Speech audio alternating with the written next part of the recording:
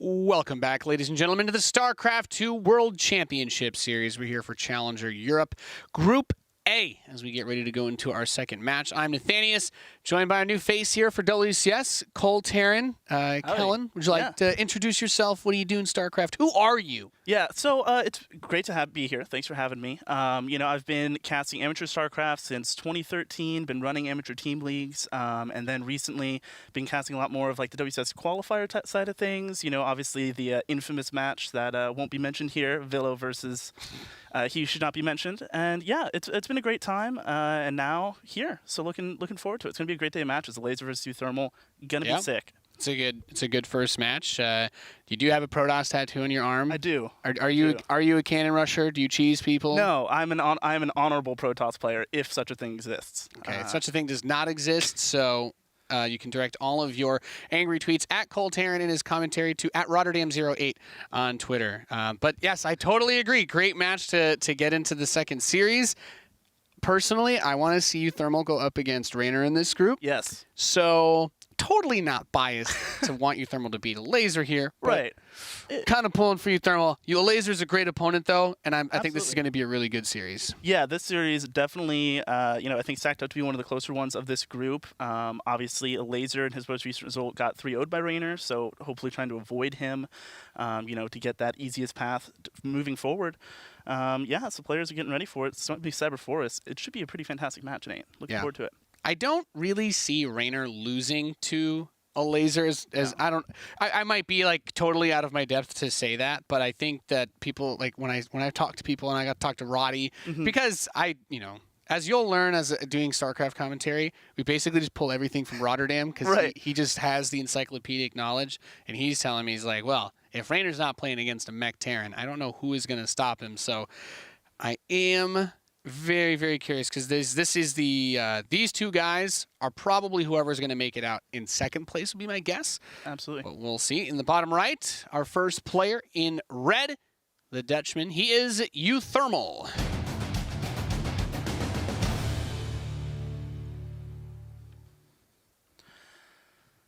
And facing off against his opponent up in the top left-hand side in the blue, it is Elazer.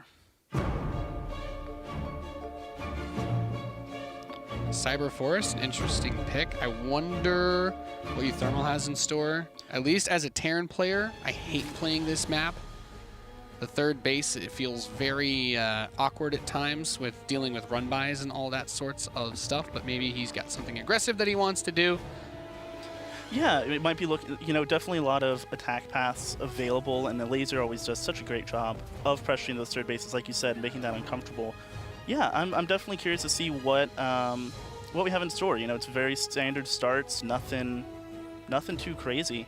If you're in the situation as uThermal, knowing you are, I think it's safe to say favored a little bit. Feeling confident going into this match. Do you open up? Do you open up just playing standard, or would you wanna try and mix it up here?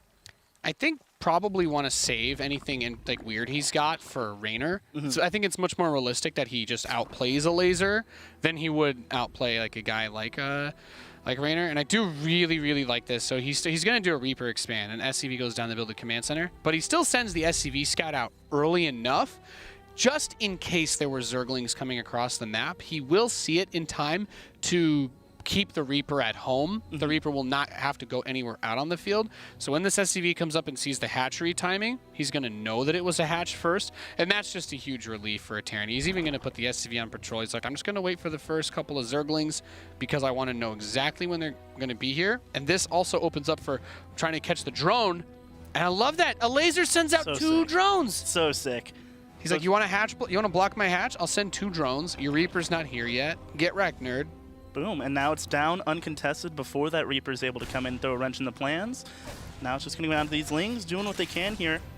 We just watched, I don't know if you've seen that meme where it's in the church and you've got it's Terran players and there's a Protoss player behind him with a gun, and then behind him it's Broodlord Infestor, and then in the back it's the Ghost with the sniper rifle in the top deck. And I'm like, that's what it was. It's like, I'm going to send the SCV to try and block the hatch. He's like, no, I'm going to have the 2 drones. He's like, the Reaper's not doing anything. And just really, that's just a cute little 200 IQ play from Elazer at the start of this game. So he gets the fast third, which is always really nice for the Zerg player, considering that it's not one of those easily pocketable ones.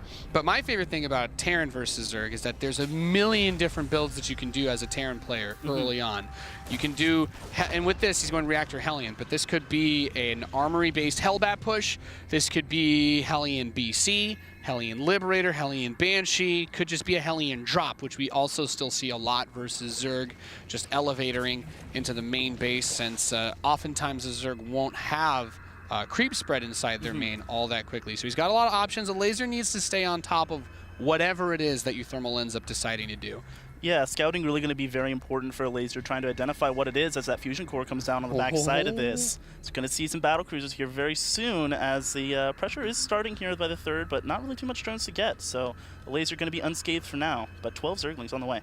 Now, if I'm Raynor, I am watching this game with quite a bit of interest, because if uThermal does win, I expect this is the type of build I expect him to do versus Raynor, where it's got to be a really momentum. You know, the opening with a battle cruiser versus Zerg is a power move. You know, Absolutely. that is your hands on your hips power pose, like flexing on somebody, had to do it to him type thing, because there really is no hard counter to a BC rush.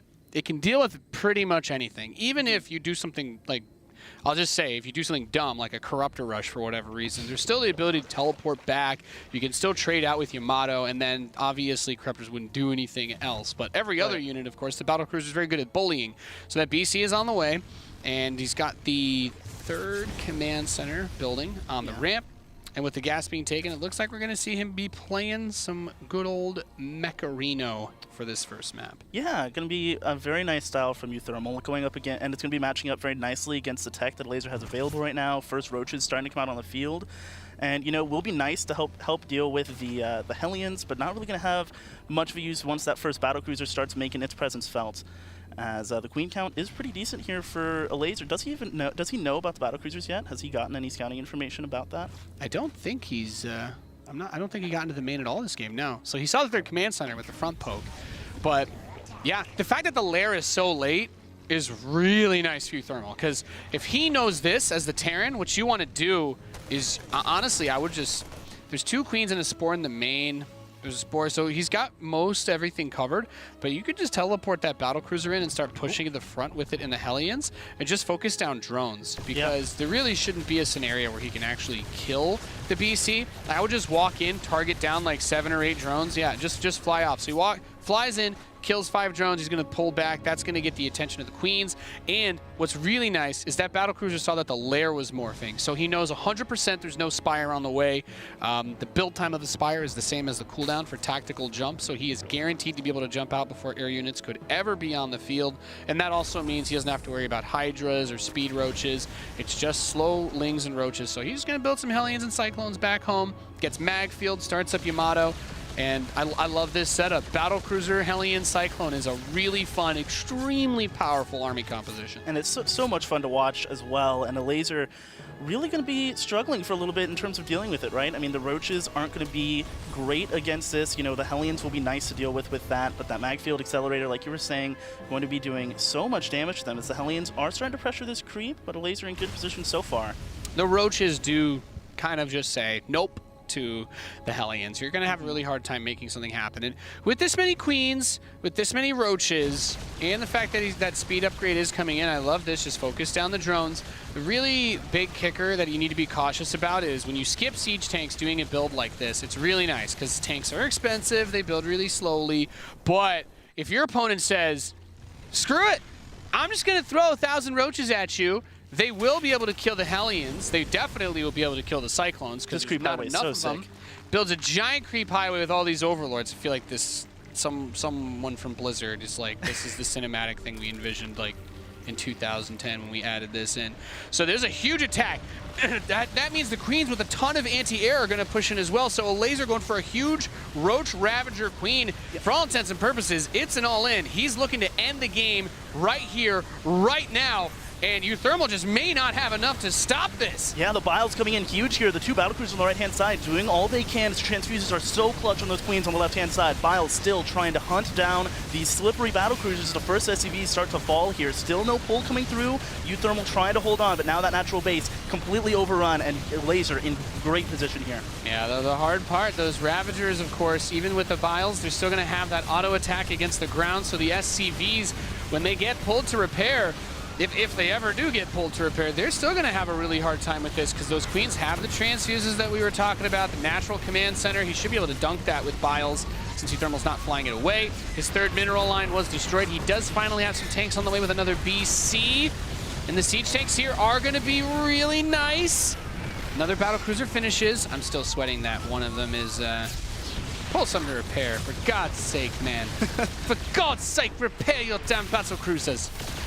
Please, they're getting lower and lower here as the queens continue their pressure. Now it's just down to half a mining base, really still at that main. And so weird. So he finally does start a Spire. This is the biggest weakness of BC openings with lots of Hellions, is that you want to skip tanks. If you can get away with skipping tanks, this build becomes disgusting, because then you're harassing with BCs, you're harassing with Cyclones, you're harassing with Hellions.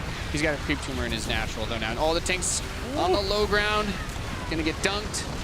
Yeah, great pickups here for Elazer, and all he has to do now is just stay alive. Even putting creep tumors down on that creep highway he set up earlier, and really just has to buy time for that Spire here, right? I mean, the name of the game for uThermal is going to be trying to equalize this economy through battlecruiser harassment. uThermal is broke. If Todd were here, he'd be talking to us about, like, you know, ramen or Campbell's or chicken noodle, all sorts of stuff. Whoa. He's just going to YOLO it because there's really nothing else he can do. The Spire is here. He kills the Spire, which that's an amazing play. This could be the move that buys him a new lease on life. One of the BCs does get killed. The Spore Crawler gets repositioned, but if he gets rid of all of the queens, then there is really a lot he can do. I mean, there's Overlords here that he can kill. He can cut out a lot of this. Elazer's only move is to send all of his ground units back on the attack. Can uThermal defend his main with what is at home is my only question now. And yeah, he's barely extended himself even into his natural because he's kind of expecting this to happen. Just don't lose that command center, bro. Yeah, coming in, getting on fire now. Gonna have to pull some SVs repaired at some point. Meanwhile, the battlecruisers still pressuring here and will take down that hatchery. So really starting to restrict the larva available to Elazer on the other side. $1 million question, where's the Spire? Oh, it's in that main. He's gonna be able to deny this one too. Focuses down the Spore because he's like, look, there's no queens here to transfuse, so just get rid of it. Remove that variable from the equation. Goodbye, Spire. Another one starts up by the third base, but already this has just turned devastating. Killing the lair, I mean, I think that's a fantastic play. You don't want to mule your main in this situation, or even the natural, really. So he's got scans. I'd like to see him scan the third base, just look for the Spire.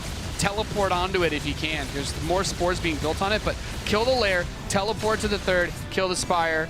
And that actually could be game. There shouldn't be anything he can do there. Finish that lair, please, for the love of God. Please. Okay, does finish it. Takes out that extra queen as well. They're looking for a Spire. Yeah, there's only 2 queens on the map right now in terms of anti-air, relying solely on those spores until that Spire is finished. Like you said, there it is. Yeah, so that one just finished. He teleports it in, but he sees that Spire. The only way that uThermal can win this game, he has to deny that Spire. I would just tell all the BCs to Yamato it. I would legit YOLO on it. He kills one of the spores before that. He's going for this hatch, but did he not see it? Did he not see the Spire? No. Once that finishes, he's going to build a lot of corruptors, and this game will end. So, yeah, that is the win condition, and now it'll be done. He'll be able to get him in queue, regardless if it dies or not. Now, does he have the larva though? Does he actually have larva? Yeah, he does. 15, yeah. He's building mutas. Okay. I mean, a counterattack is not the worst play, but battlecruisers are very good against mutalisks, and 4 of them, I guess because he hasn't repaired, that's probably that's the only reason I think the mutas will work. Yeah, not repairing here, make it a good He's going to teleport. He's going to teleport home and tell every SCV to repair. This is his only chance of this. But now he sees mutas. Yeah, and even catches a few of them on the spawn there. That's very nice. Especially as these banks start to get lower and lower with the economies getting so low right now with so many hatcheries getting killed. I mean, only 1 hatchery. In this scenario, corruptors would have done so much. Like, I get that people always like, well, corruptor can only do so much, but he could also just caustic spray back on the other side of the map too. Like, the mutas have a lot of more utility in a way, but corruptors would make the BCs not even a thing anymore. But it's like now you just repair them. Battlecruisers, he can defend the mutas with this is, I guess, more so the issue now. Yeah. And, you know, now we have uThermal with 2 mining bases, you know, starting to get his somewhat of an economy going again. And these battlecruisers still, there's not really much of an answer, right? I mean, those mutas, like you were saying, still don't do great. And now these roaches coming in, trading out against this mech on the ground, but losing quite a few of them still. And not a ton of larvae to fall back on. It's not fun to build corruptors, I'll say that much, but yeah, mutas were never going to be the right call there. uThermal takes it. Amazing game. What a weird game of StarCraft we just witnessed. Absolutely, completely off the rails. I mean, sniping so many hatcheries there, restricting the larva availability for Elazer, you know, being so active on the map and being able to bring it back from such a low economy state. I mean, what a hold on the other side of the map. Yeah, that's the magical thing about battlecruisers is they are not really bad against anything. There are certain specific timings that some players will do to try and punish a BC opening if they think it's coming, but in that game, Elazer, he didn't scout at any point until he sent one ling up the ramp and saw the 3rd command center being built. But he didn't know it was BCs. Yeah, he had Spore in each base. Yeah, he had a lot of queens. But the magic there was just the BC comes in. It does a bit of harass. That huge attack comes. And as a Terran, you're thinking to yourself, battlecruisers are very much so a momentum. Once the boulder starts rolling, it becomes very difficult to stop. And absolutely. Oh man, and yeah, and the YOLO teleport onto the Spire as well is the only he would have lost the game 1000% if he just tries to rebuild from that position. Yeah, and just such great decision making there, able to snipe the Spire. You know, he clearly looked at the situations like, how do I lose here? You know, what's the conditions? And Elazer tried his best, but without that information, it's an uphill battle to say the least. And saw it there. And so now Elazer going to have to try and bring it back here in game number 2 to keep himself going to that the winner's match. And you know, I'm questioning whether or not uThermal will be able just to walk away with this next game just as easily as he did in that first one. I hope it BC rushes again. Honestly, I think Battlecruiser Rush legit is the best opening you can do versus Zerg. It is good against everything. Yeah. Like there are ways to squeeze out other stuff early on if you're worried about a Nidus or if you're worried about a Ling Flood or a Daneling Bust, because it comes late enough down the decision tree that if you're getting cheesed, you'll have an opportunity to scout and do something. Absolutely. But the potential to kill the drones, the defensive potential saves him. A build like that with Banshees against an attack like that doesn't do anything because all those queens will shut it down very easily. Yeah, and like that build as well, just giving him so much early information, right? That Reaper being able to stay alive, being able to preserve it, and even saw him, you know, trying to use that to get more information, even well past its realm of usefulness. And yeah, it's really great. New Repugnancy going to be the next map. You think this will be give any window for Elazer here on this map? You know, any weird Zerg tricks up his sleeve? I think New Repugnancy is a much better map for Terran. Cyber Forest has generally been a weak Terran map, and one of the things that makes, you know, a perfect example is that last game where you have that valley that comes down when you're trying to move between any of your bases. That low ground third is exposed from so many different directions. On New Repugnancy, that's not going to be the case. He's going to have the high ground there. He won't have the ramp directly into the natural, so an earlier attack with Ravagers could be better because he'll be able to siege the natural in a better way. But the rush distance is longer to compensate, and I do think that uThermal is going to be aware of that. We have the lobby set up. I'm just going to tell them that I'm ready, just in case they're waiting for us. Yeah. And we'll get into the second game. But yeah, it's going to be a good time. And yeah, you know, Elazer fans, I think definitely hoping he's got something up his sleeve here, because uThermal looking very good after that first game. And like you said, this map should, you know, in theory, has him in a better position as well. I still can't believe he built mutas. Yeah, it's a weird choice, right? Like if it's Corruptor, just that game, he just wins, right? 15 mutas. Yeah, like I'm not gonna say that if he had gone Corruptors, he would auto win, because he did start building Cyclones, and he had Magfield Accelerator from early on. Cyclones are the best Terran unit at killing Corruptors. Other than a Yamato, but even then, you know, like the Cyclone just has that crazy versatility with the range of it and whatnot. We'll get into that in just a second. In the bottom left, leading 1-0 on our second best of 3 here today for Group A, he is uThermal. Mark Schlappe. What a name. The Dutch all have great names.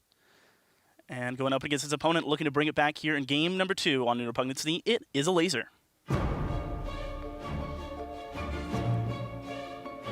not even going to try. Nikolaj, which just reminds me of Nikolaj, which just, you know, you can't say that one correctly ever. No. It also makes me think of Mikhail, the great guy with the pierogi shop who threw a grenade at Nemesis on a train. Just an absolute American legend. Well, Eastern European legend, but Legend. a legend nonetheless. As we move into this map. Yeah, going to be a nice, once again, just very standard stuff. Catch gas pool, nothing crazy. uThermal's not bringing out any cheese. I don't think there's any need to. Yeah. Some players will do the Reaper meme on this map, where they like wall off the natural and they put the one barracks in the main, and then they go like mass Reaper. But I don't think that that's what we're gonna see. Really love the SCV Scout. This has been becoming so hot right now in Pro TVZ. I personally have always been a big SCV scouter because there's nothing that sucks more on stream than to lose to cheese. And I'm like, wow, I really wish I had just known about that. Yeah, exactly. And it's, you know, it gives you so much more, early, you know, that little bit extra early information. And, you know, there's really, it's the cost, the resources lost from not having it mining, I think, are definitely worth it whenever you factor in, you know, especially being able to potentially block the third base as Forcing Elazer once again sends the 2 drones. That's nice. Yeah, so he's like, I'm going to be able to get my base up. There's nothing you can do about it. Like, the only thing that he could do in that situation is he'd have to, like, blindly eBay rush one of the bases and then send the SCV to the other after it starts the building. But that's, like, you know, that's crazy. So he sends the SCV to fisticuffs a drone. It does get very low. 2 drones are low. He's going to turn that one into a spore. So here the Reaper is able to at least apply some pressure directly to the Zerg. But it's not like he's really gotten a whole lot for it. Right. Yeah. You know, still just going to be hanging around. Mainly just wanted to keep it alive now, as that reactor and factory on the way, looking very similar to that previous opening. But like you said, so much agency for the Terran in this matchup, and a lot of variety, of course. Look at even that first creep tumor, by the way. Like, he tucks that in so safely that while he's building that, there's no way the Reaper can try and snipe that. You know, whereas a different Zerg in a different situation might put that creep tumor at the front, and then the Reaper just boop snipes that off, and you're very sad. Is he gonna lose that Overlord? Oh wow! My God, that's a great pickup for uThermal. That is I usually have to float my command center to get that one. Yeah, that's quite a bit of cross-map information for Elazer as well, who was already struggling with information in that last game. Yep. Nice job by that Reaper, able to keep that tumor out. He builds his second Marine out of the barracks, and now I'm wondering if we're not going to see a tech lab, and he's just going to... Okay, there's a fusion core. Nice. All right. So this is one of those maps where Liberator range is really good, too. But probably... Think about battlecruisers, like I was saying in the last map. If your opponent were to open Spire or Nidus, it destroys Banshee openings. It wrecks a lot of armory openings, are worthless against fast mutas or something like that. Right. But the battlecruiser rush is just, it's not bad against anything other than a very specific timing that hits right before it would come out, which if you're a Zerg, you would already have to be committing and planning for it, right? You'd already have to have a lair timing out with this Roach Horn to get a huge speed, and even then the BC will still finish before that attack hits, so it comes down again to, you know, how just the micro and the control. So that's what I like about it. There's nothing that if you build a BC and you're like, oh, mutas, like, no, you could kill 1 or 2, then teleport home. Second one comes out, all of a sudden the mutas aren't good anymore. And it's just going to give you that ability to get map visions and just be a bully. There's no easy answer for a Zerg player for BCs, which is one of the reasons why the build is so popular these days. Yeah, and already a decent start there for uThermal, you know, forcing some of those drones to get pulled and seeing the Roach Horn as well.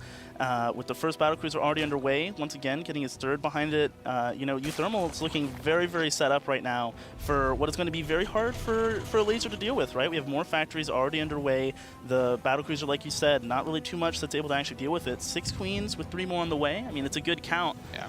The only way that the BC rush does nothing is if you blindly YOLO teleport it, and the Zerg player is like, you know, just Doctor Strange has 13 queens underneath where you're already planning to teleport to, and then they will actually be able to kill it before it gets away.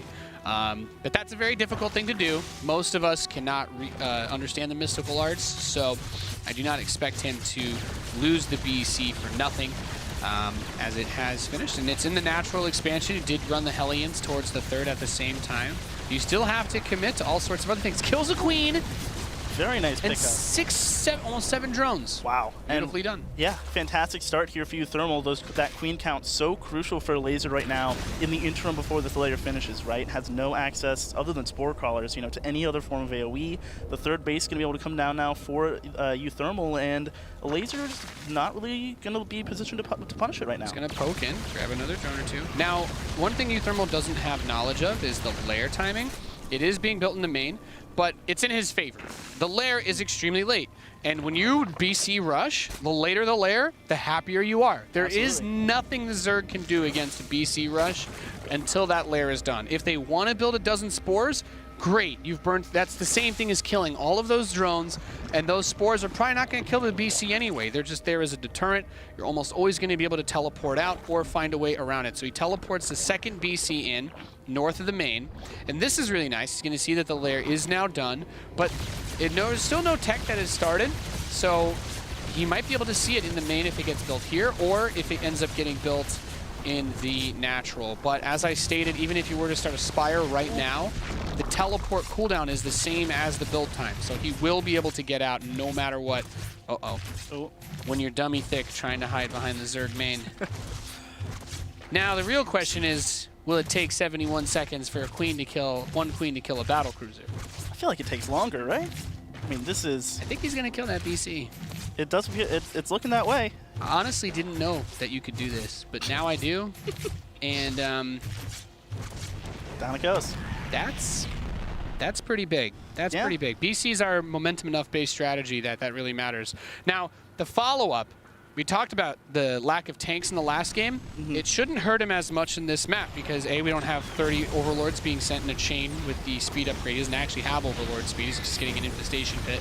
So uThermal's still able to put on a lot of pressure here. Roach speed is not done yet. If he can clear any of the creep, that's going to be fantastic for him. There's still the possibility that there's a huge Roach Ravager attack. And since he did lose one of the battle cruisers, that's really bad. I'm glad that he stopped building BCs. As soon as you lose a battle cruiser, that's it. Like, you really shouldn't commit to trying to rebuild them because it's all about the momentum and the cost effectiveness. And once you lose that part of it, you really shouldn't double down on it. So he's just going to use the one BC to harass as much as he can, picking off drones. Yeah, 9 workers going down as Elazer does finally secure this 4th base position. Really, that battle cruiser is the only thing still being a bit of a nuisance here. Ooh, big Hellion run by here with that Infernal Pre-Igniter. Going to be doing quite a bit. Now, with how many drones have died in this game, you'd think Elazer surely doesn't have that many, but he's left at 66. And the approach to this is very similar to a Zerg player going up against a double Stargate Phoenix, right? He's like, well, I'm just going to counter all these drone deaths by building more drones. And he's got pathogen glands, so the infestors are going to be coming out. Fungal growth is phenomenal against Hellion Cyclone, and fungal growth also prevents battle cruisers from teleporting away, so even with a large number of those, he'd be fine. And obviously battle cruisers have a lot of armor, but the infested Terran attack is not affected by that, so they are insanely good versus BCs. Yeah, so great at shutting through those as more factories continue to get added on here on the backside of this for uThermal, you know, really making sure its upgrades, his production are all up to snuff as 1-1 finishes up for these mech units as that push begins near this 3rd base. Anyone want some barbecue? Ooh. Serving them up here at the 4th base. So the entire mineral line goes down just about. 16 lost, and uThermal just backs off on the other side. Mission accomplished. Great work so far. That's one of those things I'm still waiting to see when they do like the themed food at events. I'm like, I want one of the BlizzCon booths or something to have like drone burger, you know? Seriously. Cooked like, to whatever the in-lore temperature of blue flame is supposed to be that makes it so blue. Get some Zergling legs, be good. Yeah, Muta Wings is one of the ones that's advertised in-game lore. That would be great. Yeah, why haven't we gotten on that? So Muta Wing would be really big too, wouldn't it? Like, if you think about it. Yeah, because they're like 8 feet tall, right? Like, they're massive. I think a Muta Wing could probably feed a whole family. Absolutely. Yeah, but they're like, come get Muta Wings, like get a bucket. I'm like, okay, I guess maybe they're like chopped up. I'm like, what does a bucket of Muta Wings look like? Terrifying, I would imagine. Yeah. Has the battle cruiser just lurking around here. Oh, this is great though. Burning a fungal on Hellions. That is so good. That's what you would love to take out the Zerg energy here. And this is the real strength of Hellion Cyclone, is it's just this constant pressure from so many spots. That one fungal hits Hellions.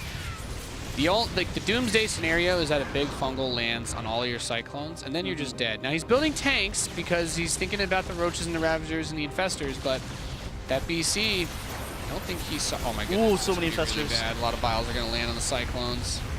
I don't think he saw the Greater Spire, and that does make me nervous too. Yeah, you continue to produce things that aren't going to be much of a help at all against these Broodlords. We already have Corruptors out on the map. Yeah, I'm worried for uThermal. You know, if he doesn't recognize that that Broodlord potential coming out here BC any second done. now. The BC is done, so actually it doesn't really need the Corruptors at all anymore, which suddenly does matter. So he's actually, this is the best thing for uThermal that could have happened, is Elazer runs a lot of his units into these tanks. The more that these tanks can fight before Broods come out, the better. 5 are on the way right now. This is his window. This is his window to do stuff with tanks.